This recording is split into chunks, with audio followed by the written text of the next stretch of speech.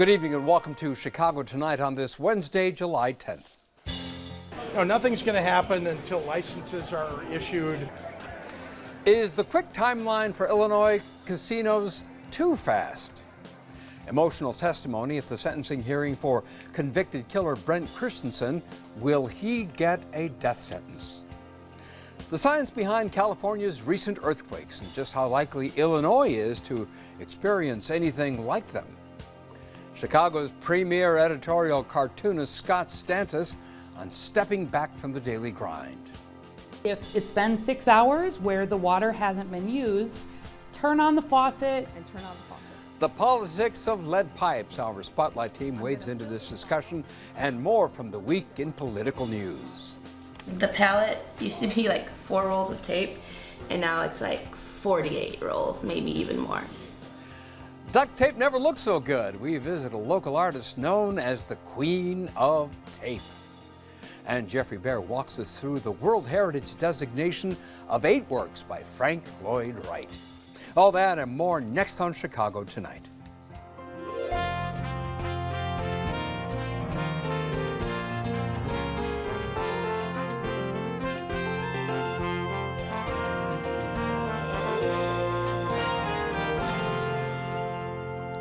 Thanks for joining us. I'm Phil Ponce.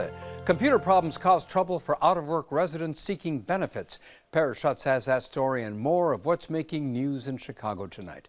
Paris. Phil, Illinois' unemployment system is down. People who try to file for unemployment online instead get this error notice. And 29,000 out-of-work Illinoisans who were supposed to receive unemployment checks earlier this week have not gotten them. Spokesperson for the Illinois Department of Employment Security says the payments should be processed by Friday.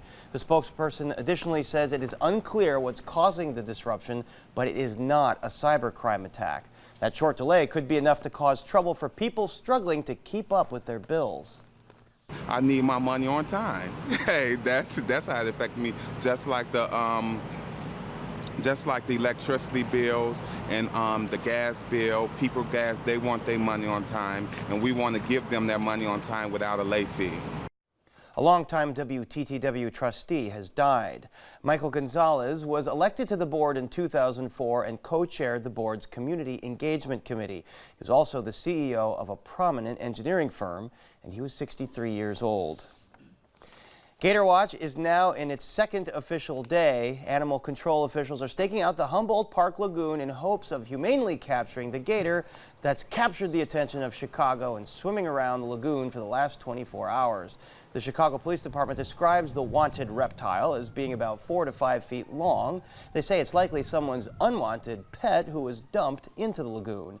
Officials from the Chicago Herpetological Society say traps have been set to bait the gator in hopes of relocating it or taking it to animal care and control. Meanwhile, a contest to name the gator is raging on social media. Top choices so far: Croc Obama and Chance the Snapper.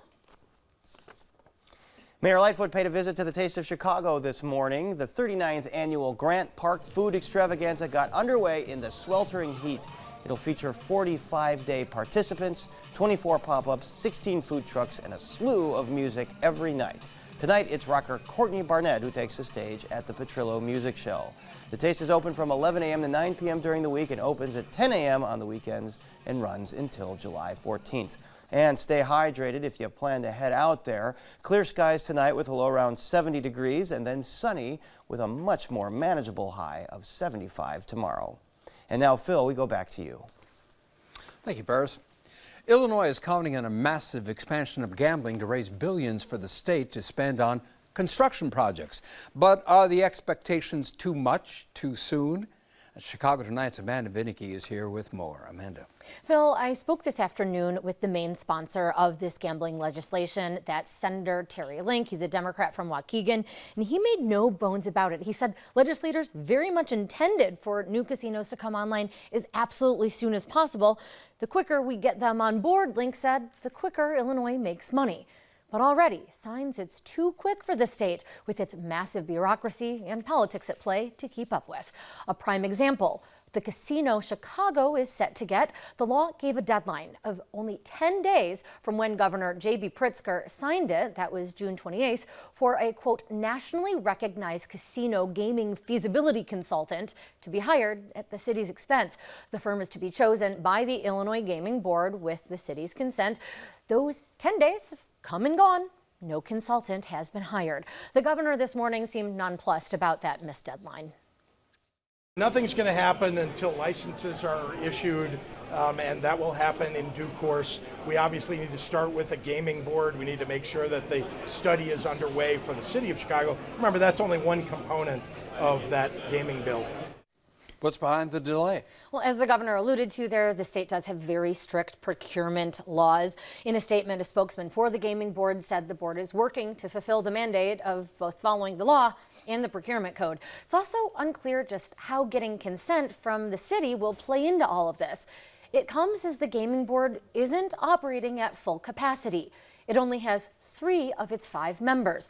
Just last month, the board chairman that former Governor Bruce Rauner had appointed stepped down.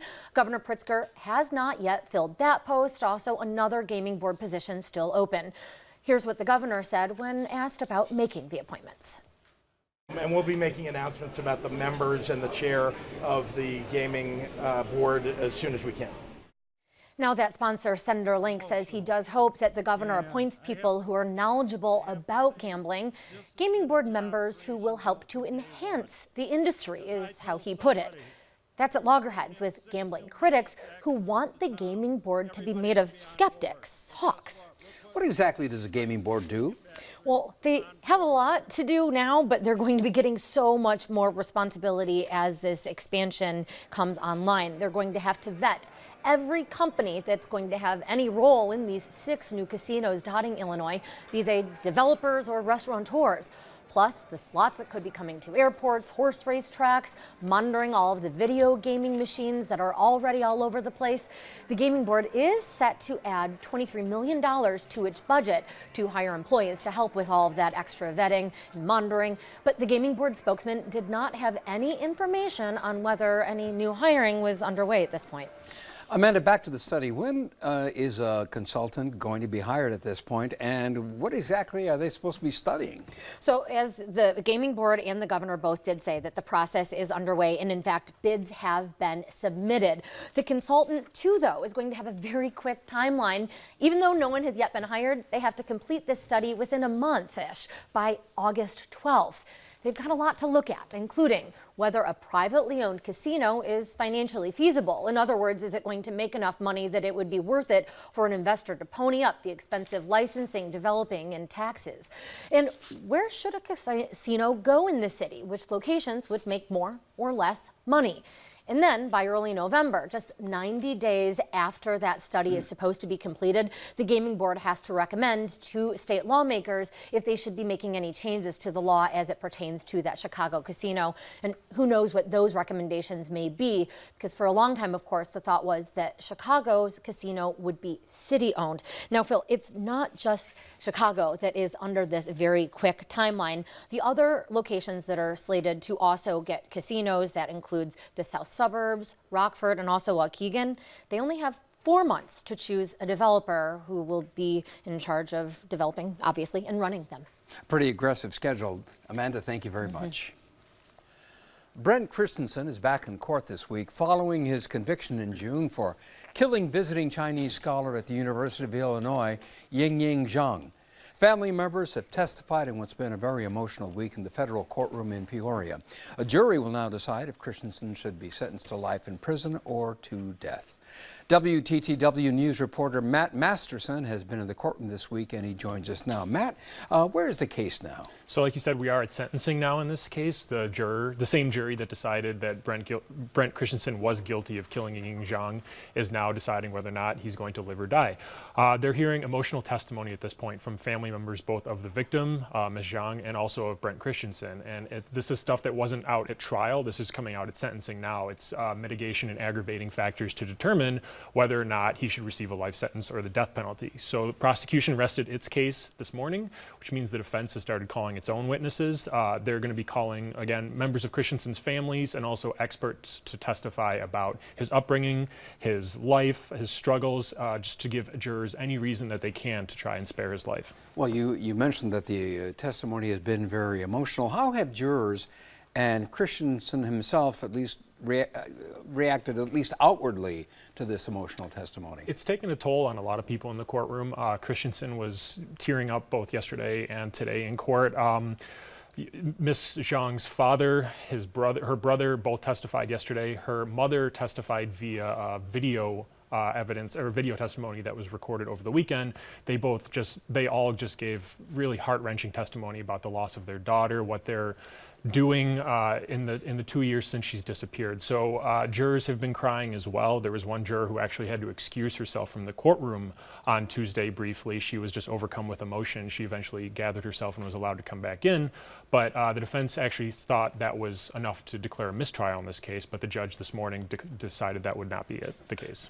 So how are jurors going to make their determination whether or not Christensen should live or die? What kinds of things will they be taking into account? So prosecutors are going to try to convince these jurors of aggravating factors. That's what they've tried to do to try to prove that Christensen had a lack of remorse, that Ms. Zhang's death involved torture or serious physical abuse.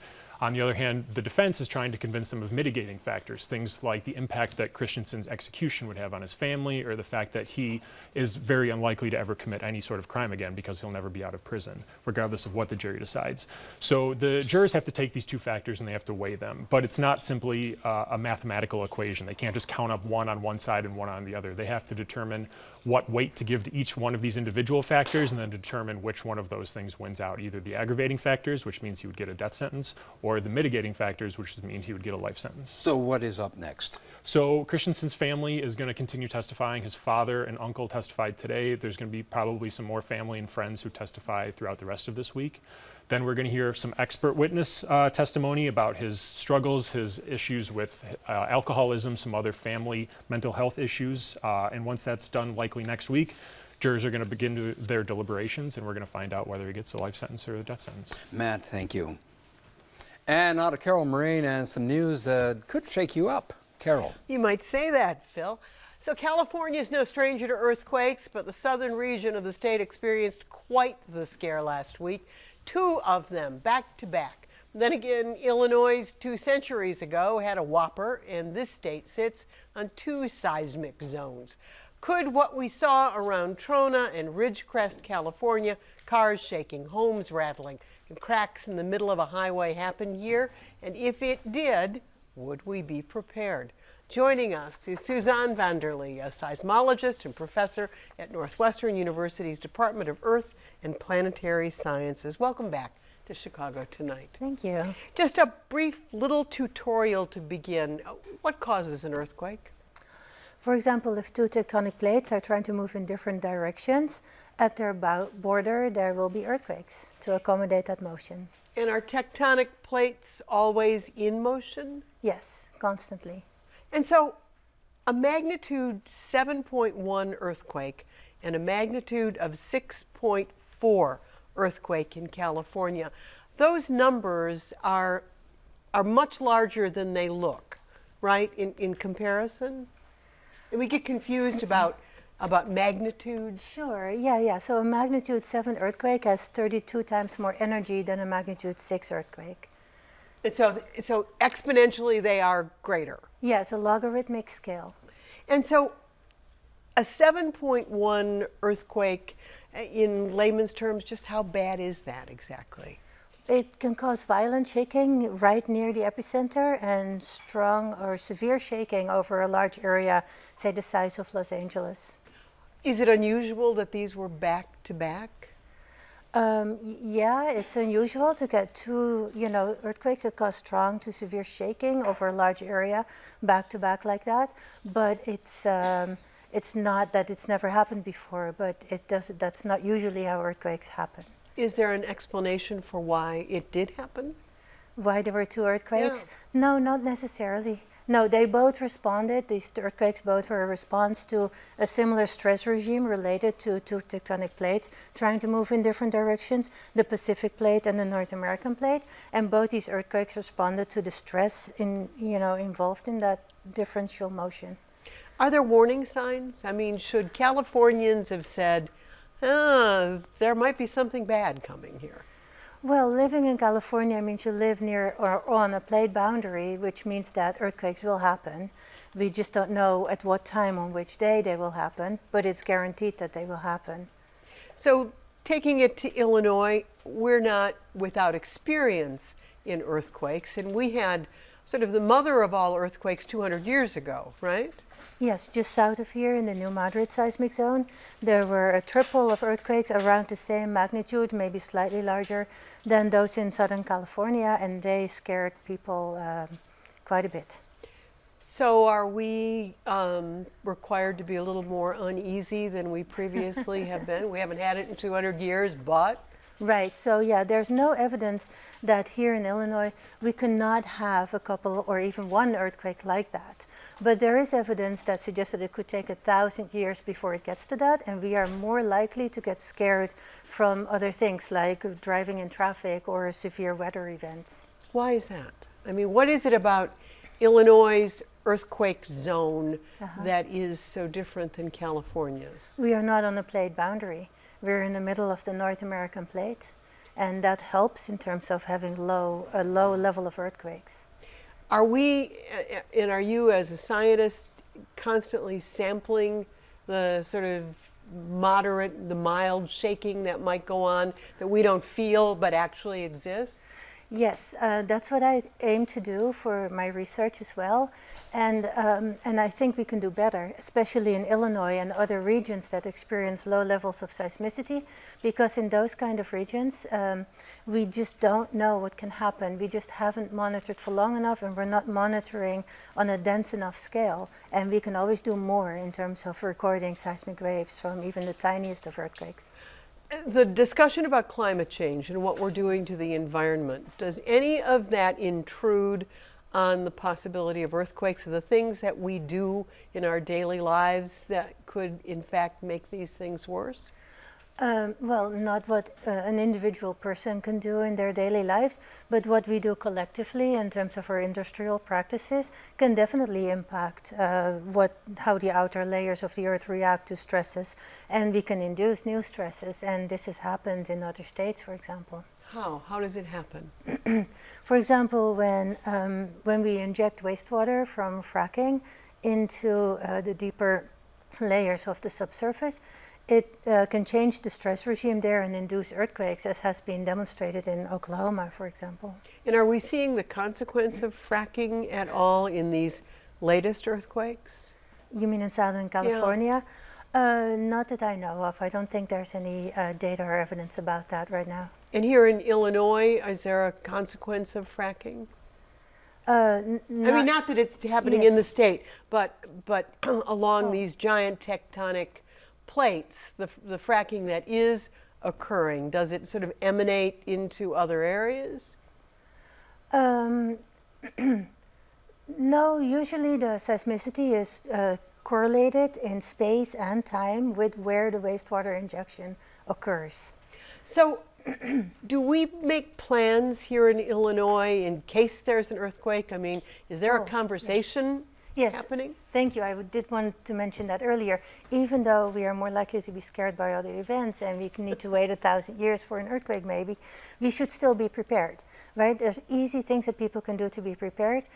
Before an earthquake happens, you can, sometimes you buy furniture, it comes with these thingies that you can bolt your bookshelf to the wall, for example. You should do that. And also you can, frame your water heaters and so that they don't topple in an earthquake. During an earthquake, when you feel shaking, don't run out of a building, but drop on the floor so you're more stable. Crawl under a big table like this one and hold on to it so you move with the table or the table moves with you. Also cover your head and then wait for the shaking to stop. Is this something we're teaching school children? Once a year, I think there's a shakeout, a national shakeout, and the Midwest is participating in this. And that's a great drill for students to learn what to do in an earthquake. You were on a vacation with friends the day before the California earthquake hit, right? That's correct. And you said what to them? I said they needed to be prepared for an earthquake.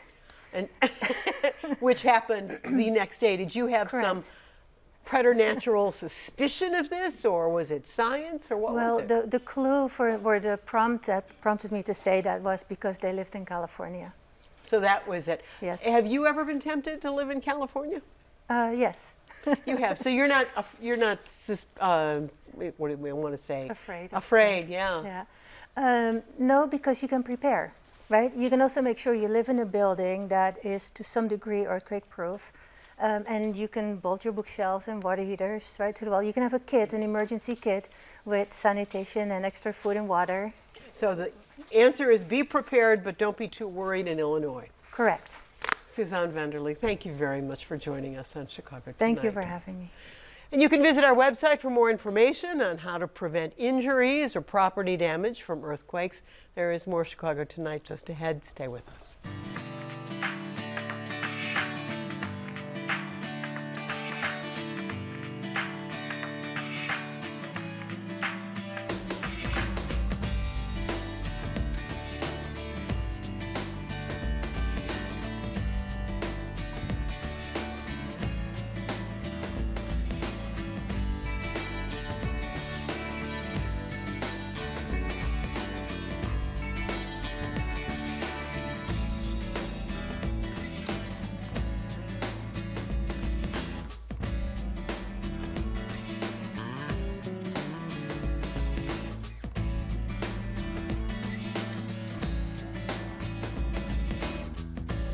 Still to come on Chicago Tonight, the politics of lead pipes. Our Spotlight Politics team dives into this and other top political stories. Works of art made entirely of tape. Stick around to learn about the self-proclaimed Queen of Tape. What do two Chicago buildings now have in common with the Great Pyramids or the Taj Mahal? Jeffrey Baer is here to tell us. But first, for 10 years, our next guest has been covering news for the Chicago Tribune in his own unique way by lampooning politicians, the state's fiscal crisis, the police, and more with his cartoons. Along the way, Scott Stantis racked up a number of awards and earned his way onto the Chicago Tribune's editorial board. His work is now syndicated in more than 400 newspapers around the world and has appeared in Newsweek, U.S. News and World Report, and Nightline. He was even tapped by Lin-Manuel Miranda to create a 7-minute animated version of the creation of the Federalist Papers for the new Hamilton exhibit on Northerly Island. Joining us now is Scott Stantis to talk about the news that he's stepping back from the daily grind. Scott, welcome back to Chicago. Thanks. Say it ain't so. You know, it seemed to be the right time to do it. So what exactly does scaling back mean? It means I'm going to be doing fewer cartoons for the Tribune, and so that means it's kind of freeing up my time to do other things.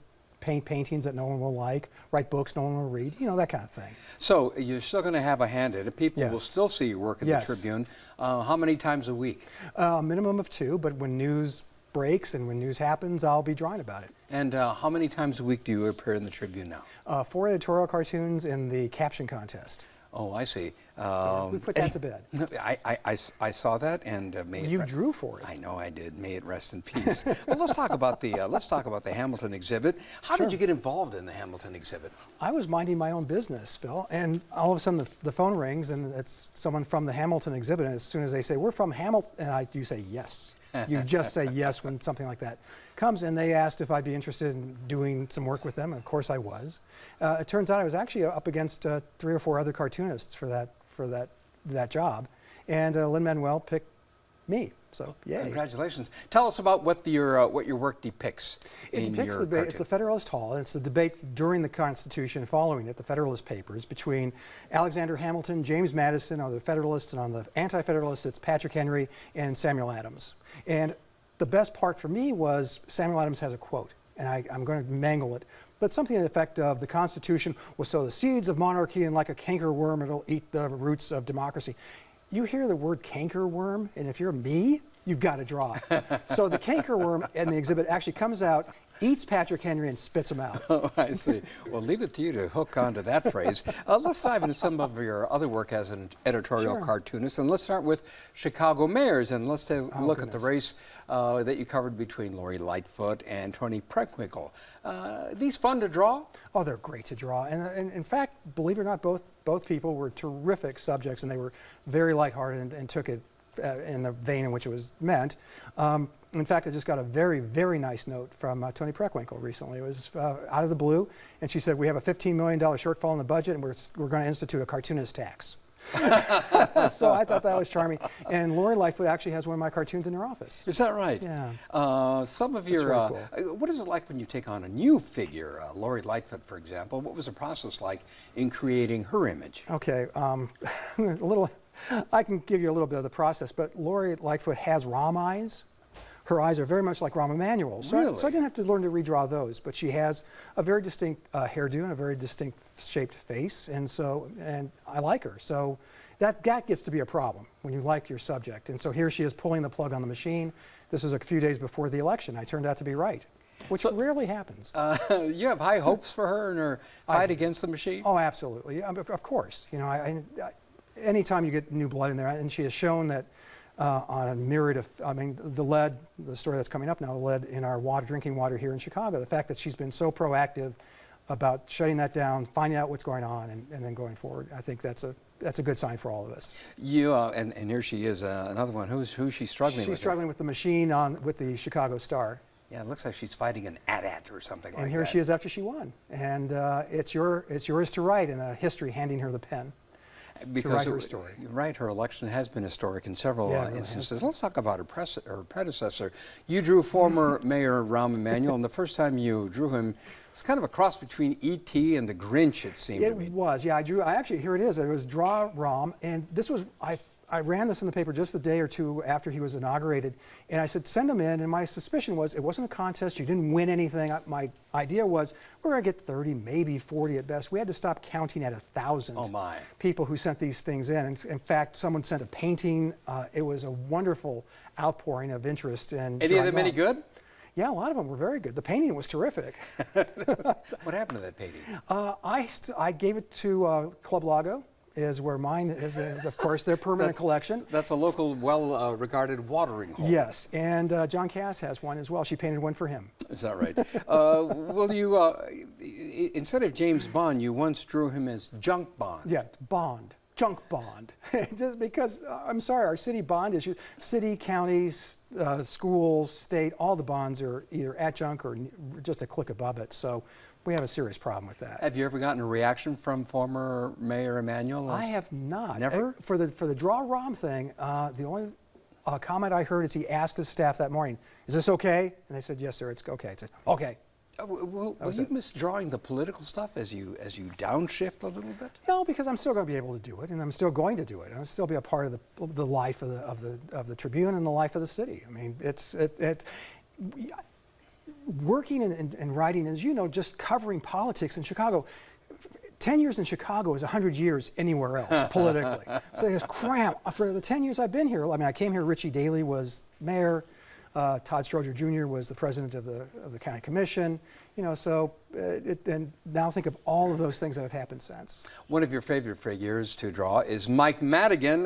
Talk about drawing Mike Madigan. He's been a blast because he's a craggly guy, he's older and he's slender. So you could just draw him and it's not complimentary.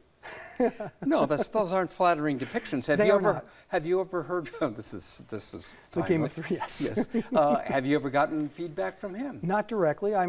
His son-in-law is a cartoonist, and apparently Byrne, Greg Byrne, is a cartoonist for the New Yorker. Mm-hmm. He's married to Lisa Madigan, our former Attorney General, and apparently the speaker doesn't care for them. Let's talk about some drawings ripped from the news. Does the stuff write and draw itself sometimes, or do you wrestle? I wish. Twice a year, the idea is like, bing, and it's the proverbial light bulb above your head. But most times, Jeff McNelly, my predecessor, had a great line. It's like staring. the process of staring at a blank piece of paper until beads of blood appear on your forehead. Oh my goodness. And that really is it. I mean, I know they look simplistic and simple, but it's usually an all day process of just trying to get to the best image I can. I love this one. This was the Hall of Miscreants, I think. The hall needs an extension, doesn't yes, it? We're going to needs need an a bigger addition. hall. We're going to need a bigger hall. What do we got? 30, 31, 32 now, altogether? Something like that. And that's only since 1976 or something like Yeah. that. It's not all doom and gloom. You had fun drawing cartoons when the Cubs won. Are you a Cubs fan? How great is that? Now, I want to point this out. I came here in '09. Blackhawks win 3 Stanley Cups. The Cubs win the World Series. The Bears now are a competitive football team. All of this happened when I got here. So I just want, this is when they made it to the World Series, and this is the Cubs are in the what? And those are pigs flying. Yes. So I got to draw American Gods, and this is after they won, and they're being hoisted onto the pillar of Chicago champions, finally. Well, as I mentioned, you're syndicated in 400 papers, and Yeah. you'll still be drawing for the Tribune. And there's always national politics. Tell us about how you approach drawing the president. Well, it's hard for me because I came up, I'm a conservative-ish, libertarian-ish cartoonist. I mean, those are my philosophies. And I'm still a never-Trump Republican. And I can't get over that hump. And it's got me into some trouble because of my Republican friends are, you're a rhino, and then, of course, the other side who hated me already. So I have very few friends, Phil. Oh my goodness, that's very, very sad. Well, at first, was it more fun, like this cartoon showing his hair over the map of the United States? Can I give you a quick story on this? Sure. This was election night, and I was convinced. In fact, I was on the Patty Vasquez show when she was on WGN Radio, to the point where I got waxed live on her show. I'll tell you why, because I kept saying, this is done. Trump said something that's ridiculous and outlandish, and his campaign is done. And Patty said, no, that's not true.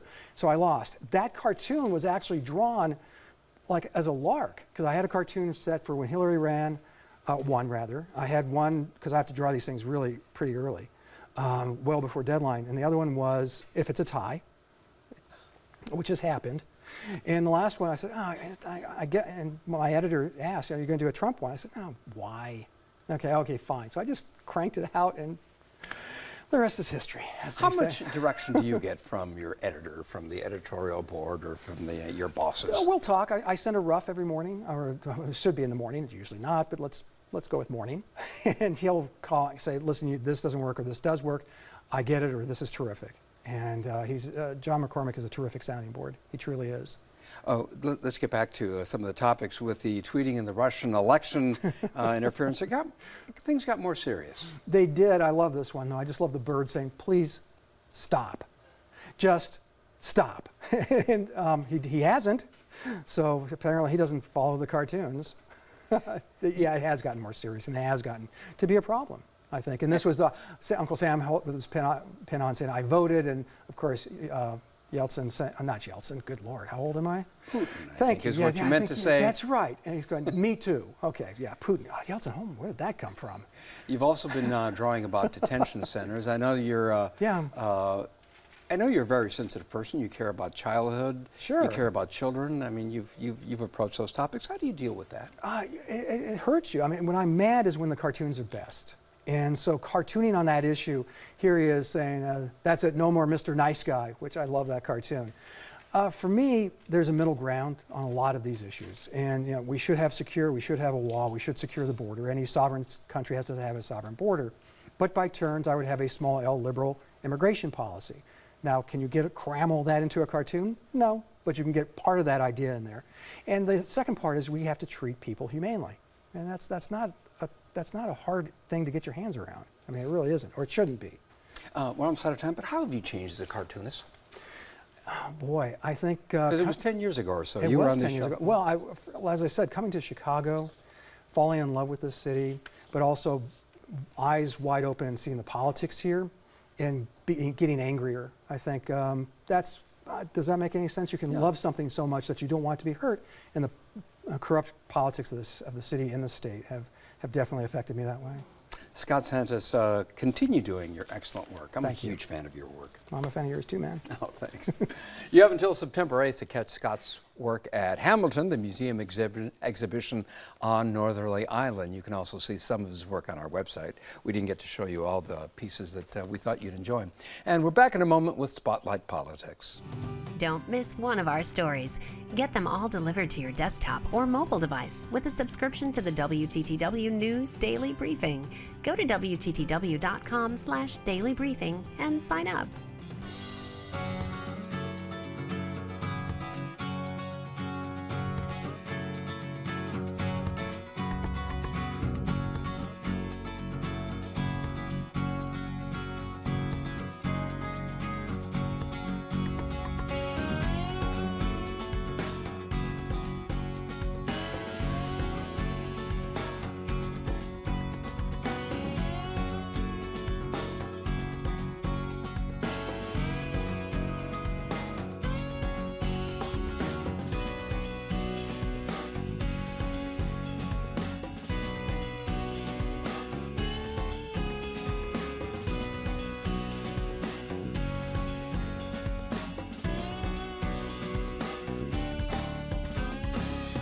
Mayor Lightfoot wades into the murky waters of the lead pipe debate.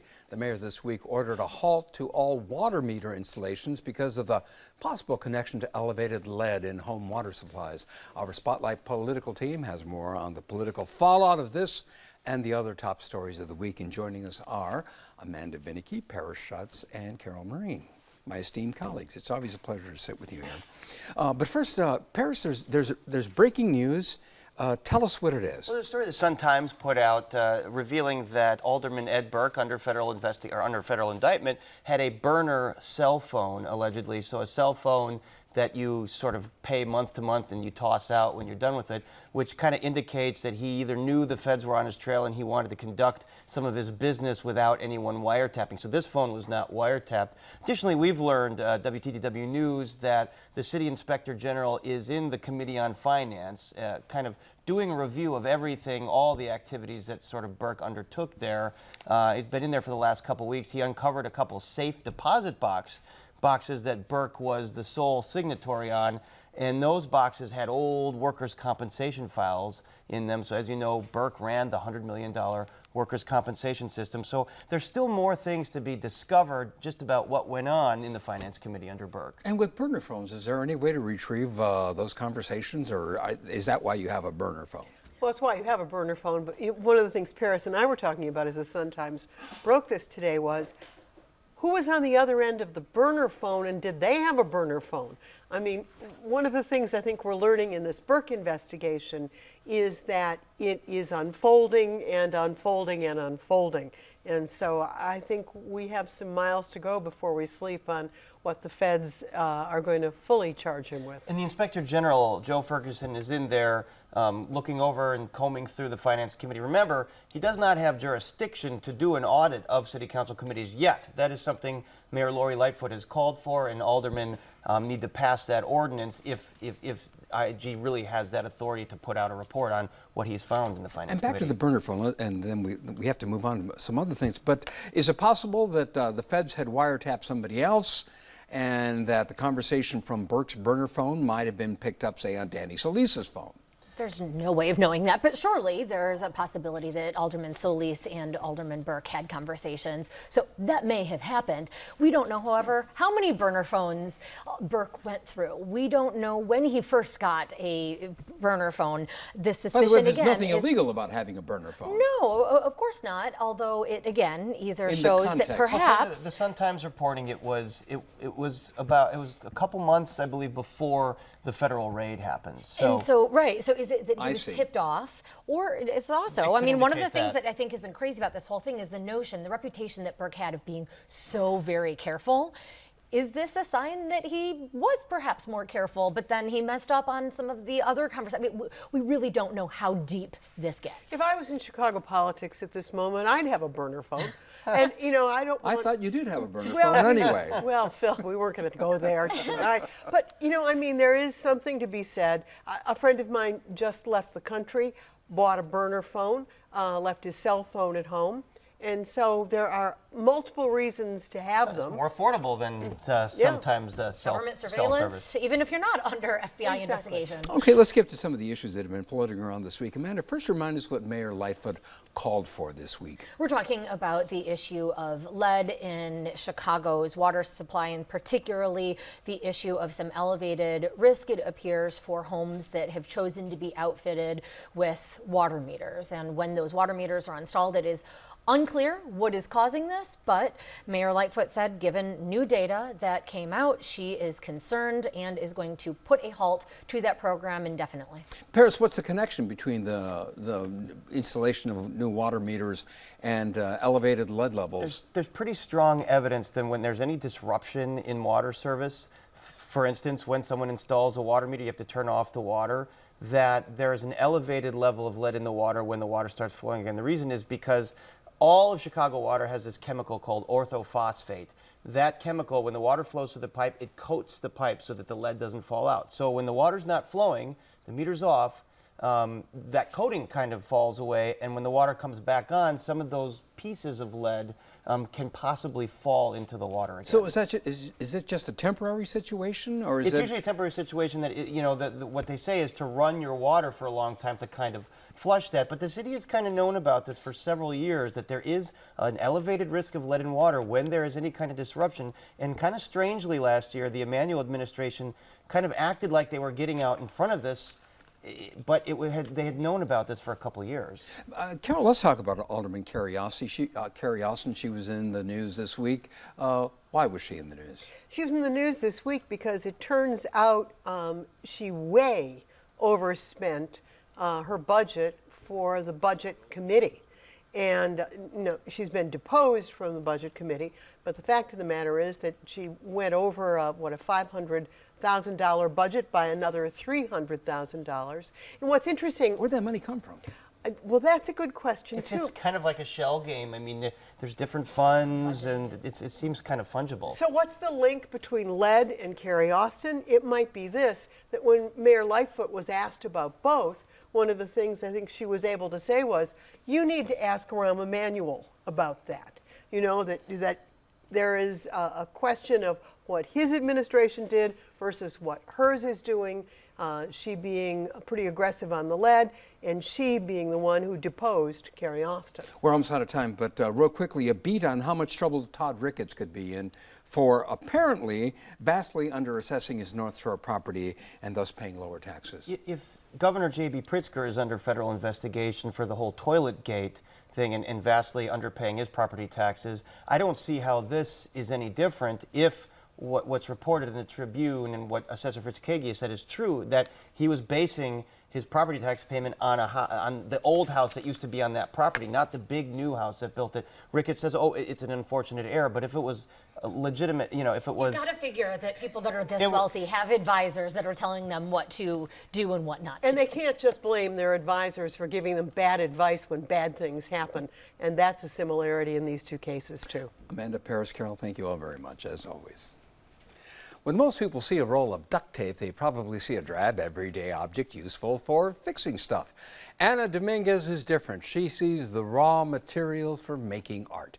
Chicago Tonight's Evan Garcia visited the self-proclaimed queen of tape to learn more.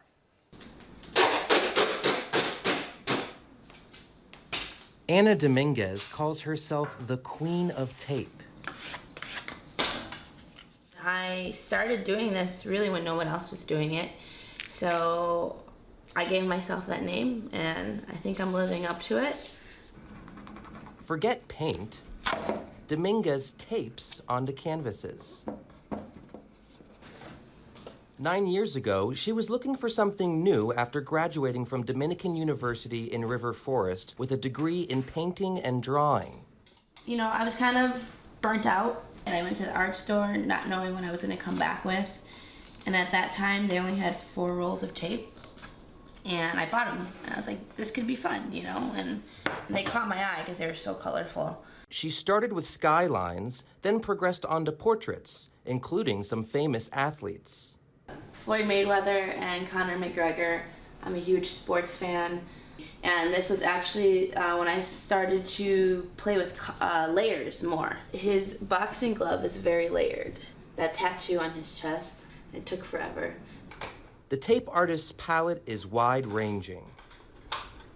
We have duct tape here, and then it's like masking tape.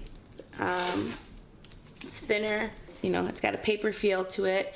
And then you have, what's the name for this? Iridescent, maybe? And then you have glitter. It's really insane what I get to work with now. 5 years ago, like none of this was here. It was just duct tape. A tape company sponsorship means free supplies.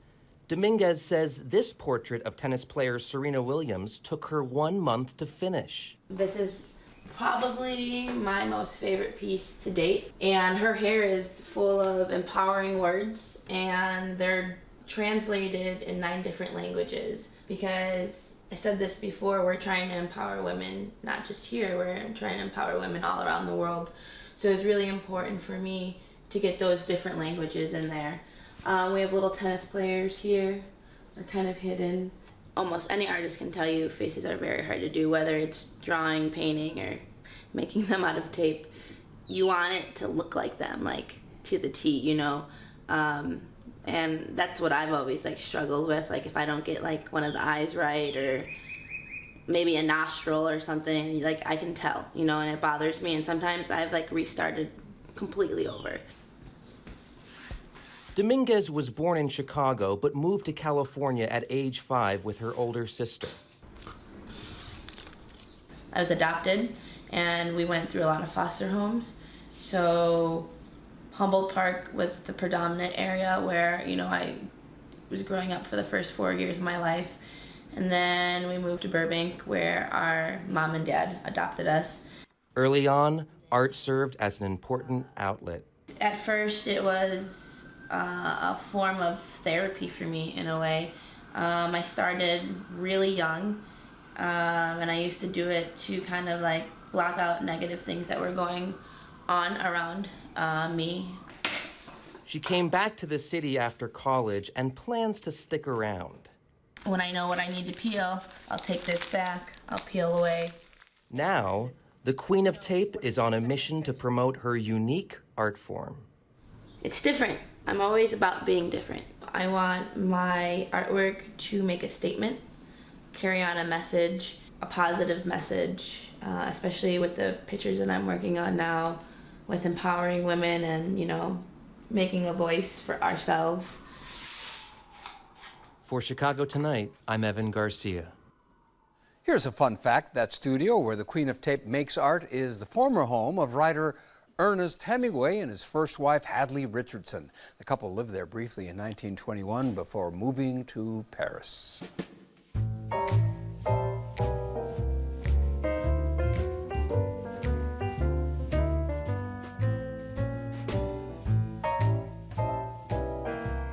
Two Chicago area buildings have landed on a list with the Taj Mahal, the Statue of Liberty, and the Great Pyramids of Egypt.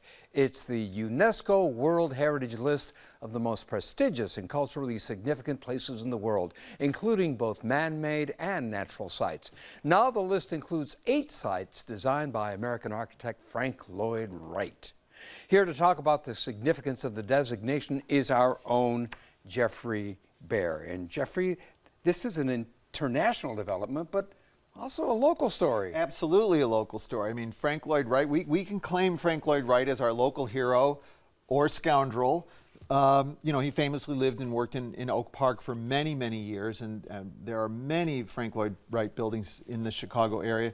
The World Heritage List that you alluded to highlights 2 in particular. The first one is the Roby House, which is down at the University of Chicago. We featured this in our primetime PBS special, 10 Buildings That Changed America, years ago. The influence of this building, it really cannot be overstated. It was completed in 1910. It's widely regarded as a peak in the Prairie School architecture movement, which is pioneered by Wright.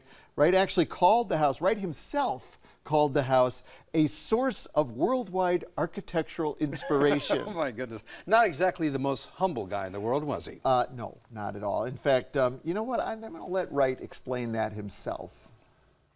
Early in life, I had to choose between honest arrogance and hypocritical humility. I chose honest arrogance. There you go, honest arrogance. So this prairie style that this building exemplifies, Phil, it was totally revolutionary. The interior, as you can see here, is one open, flowing space surrounded by a ribbon of windows, completely unlike the fussy Victorian homes of the day that Wright hated, which were broken up into a bunch of cluttered little rooms that had small windows. And it's all about bringing the outside in. And sort of like the native Midwestern prairie, these houses are very horizontal with their low overhanging eaves, low roofs.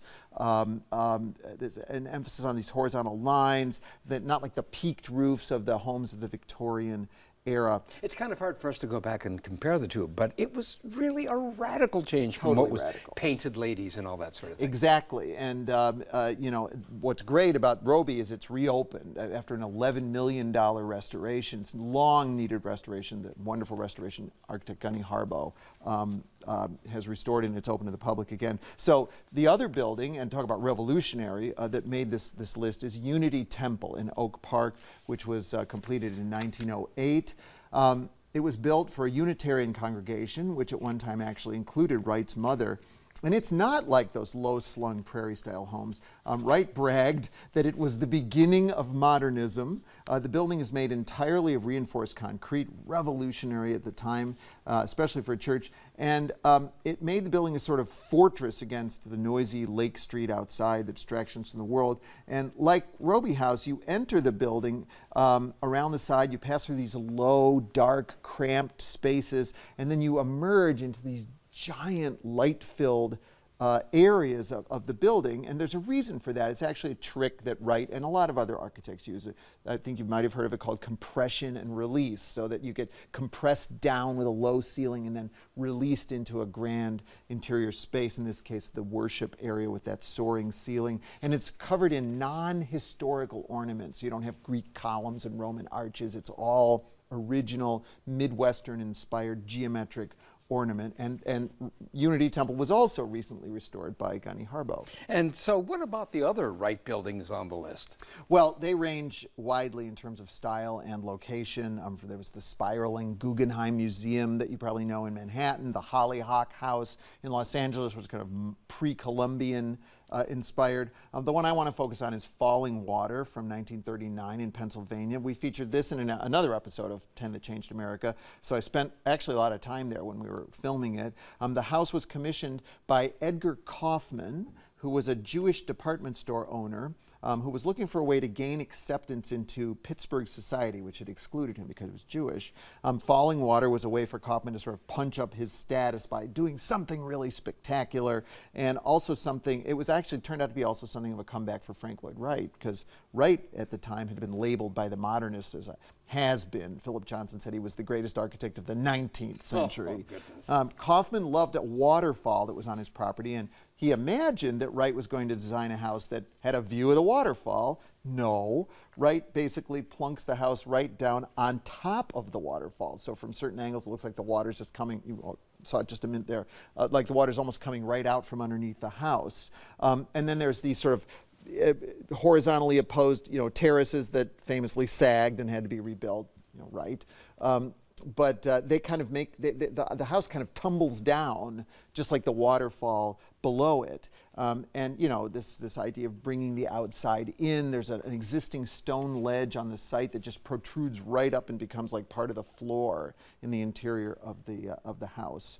It was sort of a rebuttal to this sort of glass boxes of the international style that could sort of be anywhere and ignore context. This house could be nowhere else but on its specific site. And Taliesin in Wisconsin is also on the list, correct? Yes, Taliesin was both, this is not too far from here, it was both his personal estate and studio, and it was a school for the next generation of architects who lived communally there with their guru.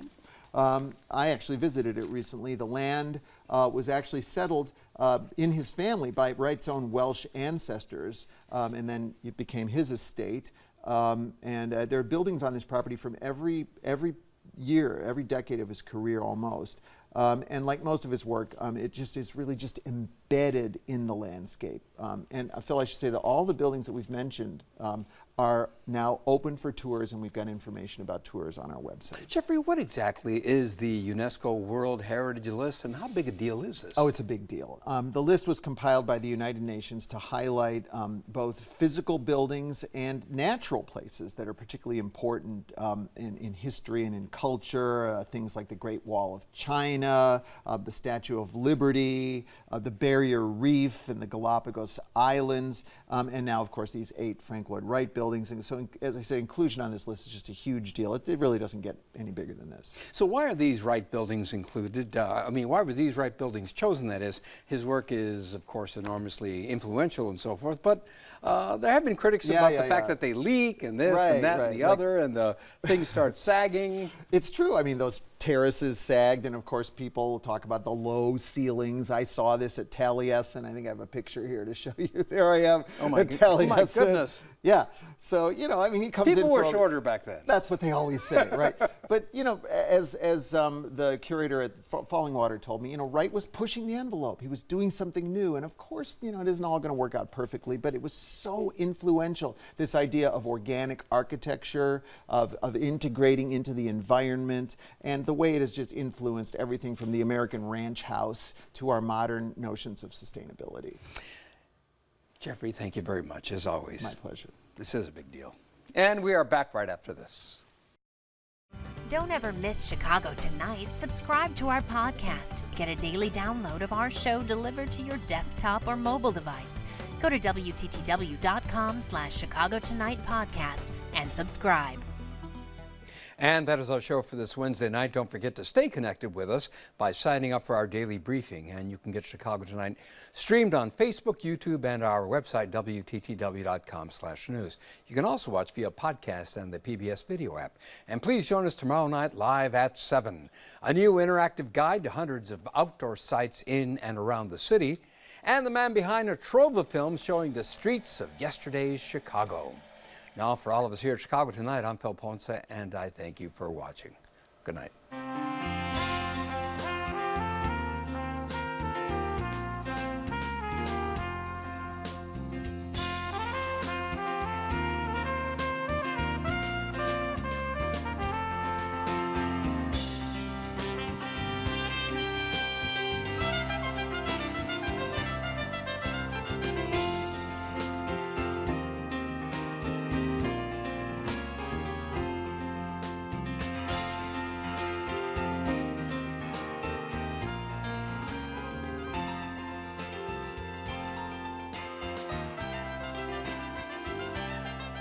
Closed captioning for this program is brought to you by Robert A. Clifford and Clifford Law Offices, dedicated to preserving the dignity and rights of all individuals.